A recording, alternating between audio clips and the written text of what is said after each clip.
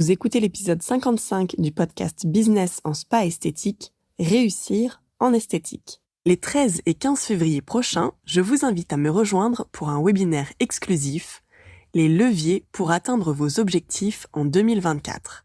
Rendez-vous sur le site internet d'Expertise Spa Bien-être et sur nos réseaux pour vous y inscrire.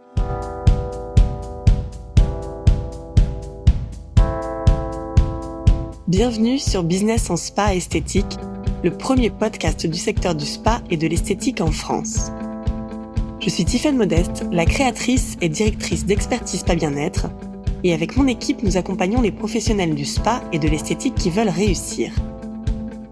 À chaque épisode de ce podcast, je vous propose de découvrir les meilleures astuces que j'ai mises en place au cours de ma carrière et qui m'ont permis d'atteindre le 1 000 000 d'euros de chiffre d'affaires, les outils que je partage avec nos clientes et leurs histoires de réussite, et les témoignages des grands acteurs de notre secteur.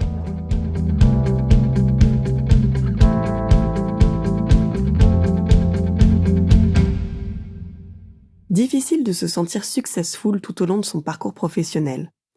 Dans mon quotidien, je rencontre énormément d'esthéticiennes, gérantes de centres qui doutent de leur réussite. Certes, la remise en question est salutaire et indispensable dans notre vie de chef d'entreprise, mais il faut aussi savoir savourer le chemin déjà parcouru. Je discutais récemment avec une gérante qui avait racheté le centre dans lequel elle travaillait en tant que salariée esthéticienne. Elle me racontait que pour elle, c'était un rêve de racheter ce centre.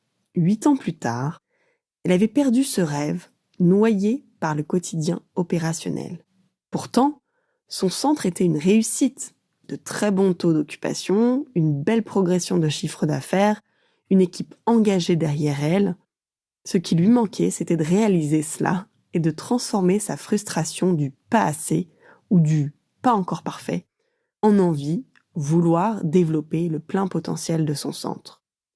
Vous voyez comme les choses sont différentes entre « tout n'est pas encore parfait », « j'ai l'impression de ne pas y arriver, je suis noyée dans les problèmes et c'est bien la preuve que ça ne marche pas », et puis, en fait, finalement, je vis mon rêve et j'aimerais maintenant développer son plein potentiel.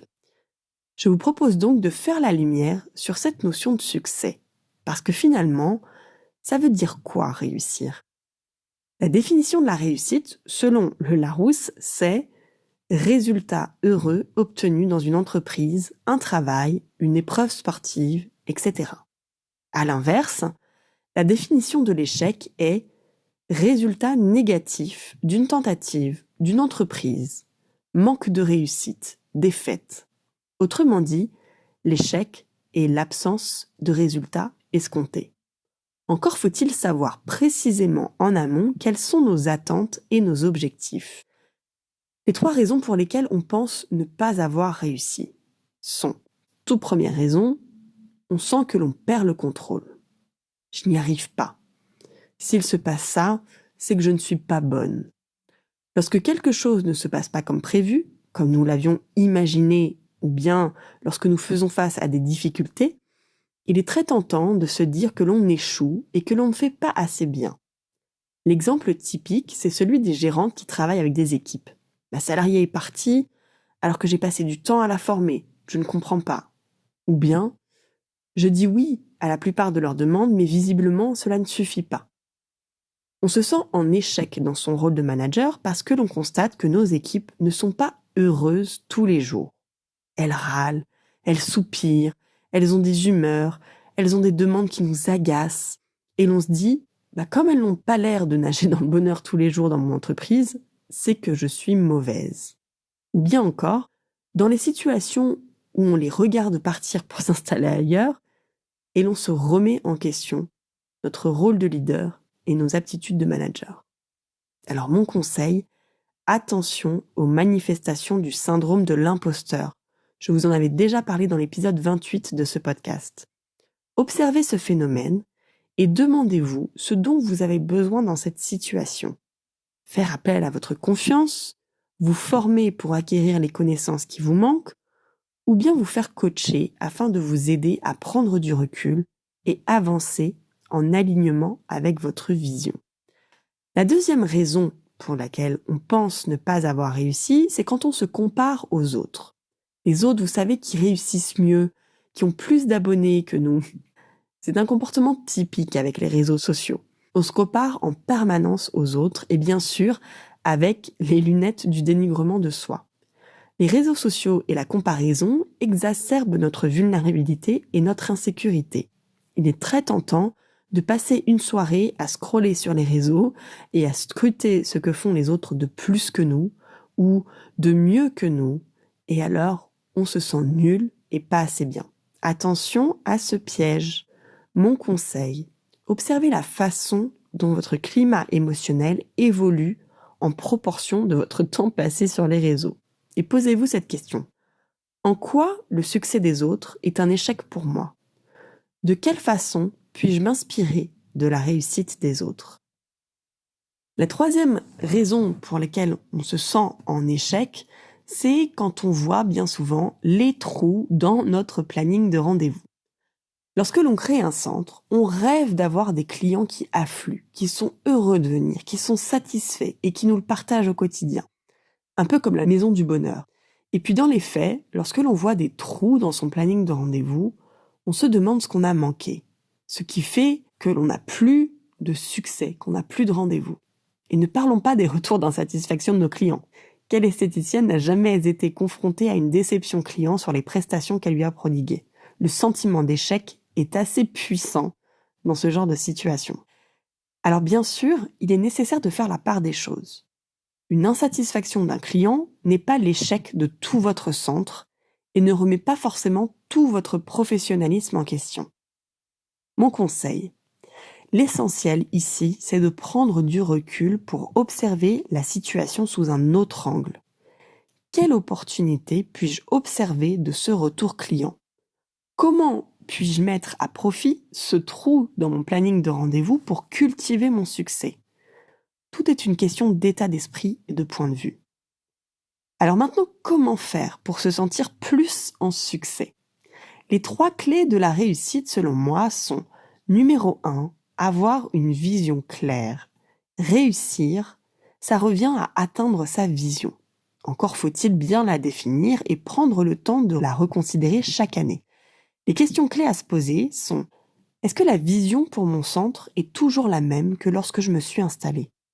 Est-ce que la vision pour mon métier d'esthéticienne est toujours la même que lorsque j'ai commencé? Et de réévaluer en fonction de ça, de quoi ai-je envie là maintenant pour l'année qui arrive? La deuxième clé de la réussite, c'est la définition des objectifs clairs. Étant donné que l'échec, c'est l'absence de résultats escomptés, définissez précisément vos objectifs.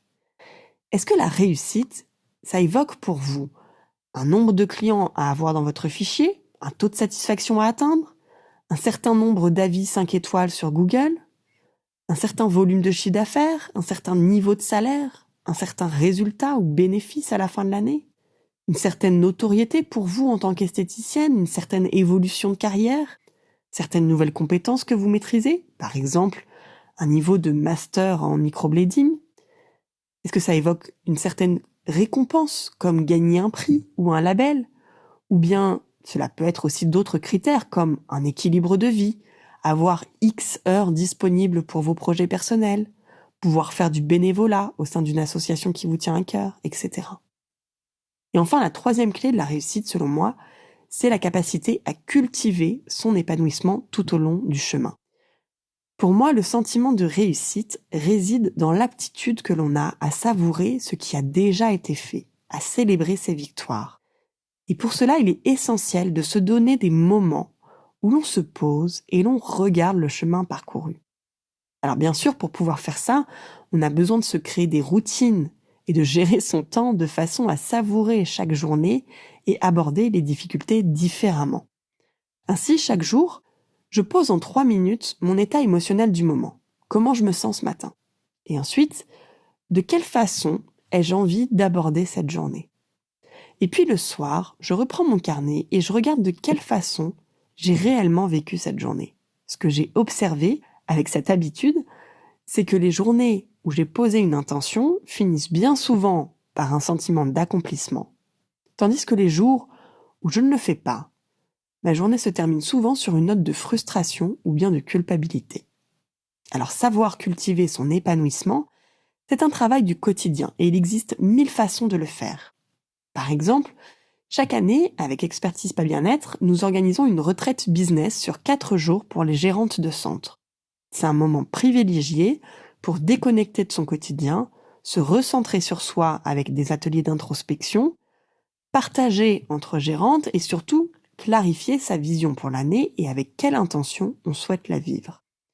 C'est à mon sens une ressource indispensable à tous les chefs d'entreprise et c'est typiquement le genre de moment à placer dans son agenda pour regarder tout le chemin parcouru et recréer ses routines quotidiennes pour savourer la suite de son année. C'est à mon sens une ressource indispensable à tous les chefs d'entreprise et c'est typiquement le genre de moment à placer dans son agenda pour regarder tout le chemin parcouru et recréer ses routines quotidiennes pour savourer la suite de son année. Voyez comme la notion de réussite est subjective et qu'elle dépend de vous et de ce que vous voulez créer comme résultat dans votre vie. Je suis persuadée que l'on peut tous et toutes réussir dans notre secteur spa esthétique. Et finalement, la réussite, est-ce que vous ne l'avez pas déjà ? Si vous aimez ce podcast, rendez-vous sur le site Expertise Pas Bien-être pour découvrir les cours et le programme d'ESVE qui ont déjà aidé des milliers de gérants, managers et leurs équipes à développer leurs compétences et les performances de leur business. N'oubliez pas de vous abonner au podcast dans votre plateforme d'écoute préférée et de nous partager votre avis. Cela nous aide énormément. Merci et à la semaine prochaine.